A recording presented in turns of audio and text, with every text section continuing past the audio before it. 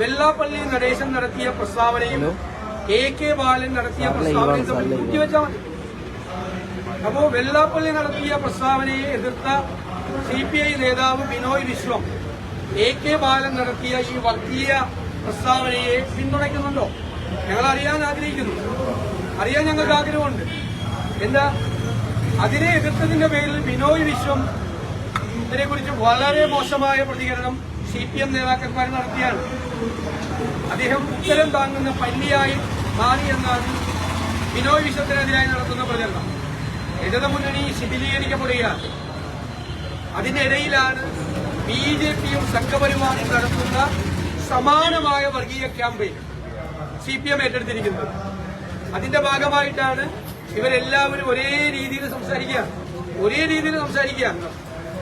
കേരളം, പ്രബുദ്ധ കേരളം, ഈ CPM നേതാക്കളുടെ പ്രസ്താവന കേരളത്തിൽ വിദ്വേഷത്തിന്റെ ക്യാമ്പയിൻ നടത്താൻ വേണ്ടിയിട്ടുള്ള ഈ പ്രചരണം, ഈ തെരഞ്ഞെടുപ്പിനെ സംഘപരിവാർ ചെയ്യുന്നത് പോലെ ആക്കി മാറ്റാനുള്ള ഈ ശ്രമത്തെ ചെറുത്തു തോൽപ്പിക്കും മതേതര കേരളം എന്ന കാര്യത്തിൽ ഞങ്ങൾക്ക് യാതൊരു സംശയവും.